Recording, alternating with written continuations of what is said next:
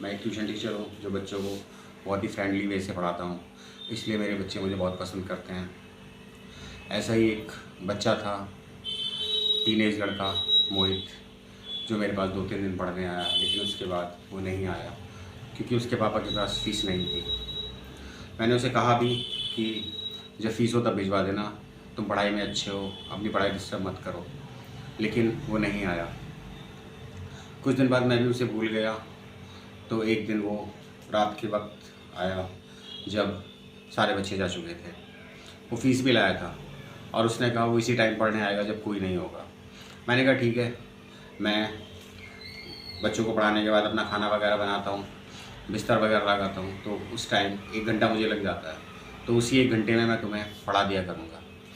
वो भी इस बात के लिए तैयार हो गया और आने लगा।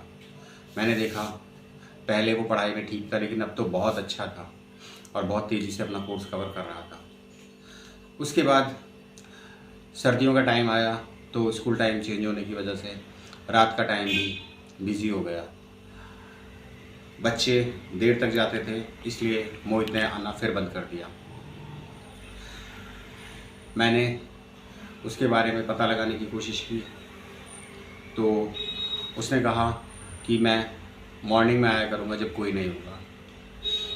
मैंने उस टाइम पर भी उसे बुला लिया, क्योंकि मॉर्निंग में उठकर मुझे घर का काम करना होता था, थोड़ा बहुत वर्कआउट करना होता था, यानी 1-1.5 घंटा मेरे पास फ्री होता था जब कोई बच्चा नहीं आता था। मैंने उसे उस टाइम में पढ़ाने के लिए बुला लिया और वो आने लगा।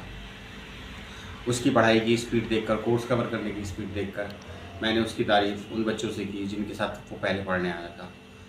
मेरी बात सुनकर वो बच्चे कुछ हैरान से हो गए और फिर उन्होंने कहा कल वो भी उसी टाइम आएंगे। मैंने कहा ठीक है, आ जाना, मैं थोड़ा जल्दी उठकर अपने काम ख़त्म कर लूँगा। वो बच्चे आए, लेकिन मोहित नहीं आया। पूरा वक्त गुजर गया, लेकिन मोहित नहीं आया। अगले दिन भी वो बच्चे तो आए, लेकिन मोहित नहीं आया। और तब उन बच्चों ने मुझे बताया, सर मोहित कभी नहीं आएगा। मेरी समझ कुछ नहीं आया, तो उन्होंने बताया कि मेरे पास 2-3 दिन पढ़ने के बाद वो बीमार हो गया था और फिर हॉस्पिटल में था, जिसके बाद उसकी मौत हो गई। हॉस्पिटल में भी वो आपकी बातें करता था, आपसे मिलने आना चाहता था, लेकिन वो नहीं आ पाया। पर मरने के बाद वो आपसे मिलने आया। अब ये आपका प्यार था या उसका अटैचमेंट, हम क्या कह सकते हैं। कहने के लिए तो मेरे पास भी कुछ नहीं था। पता नहीं कौन से जन्म का रिश्ता था जो वो मेरे साथ निभाने आया था। और मुझे याद आने लगी वो उसकी बातें, जो वो रात के वक्त कभी मेरे साथ सब्जियां काट रहा है, कभी मेरा बिस्तर लगा रहा है, और मॉर्निंग में भी कभी सफाई में मेरी मदद करता था, कभी मेरे लिए नाश्ता बनाता था।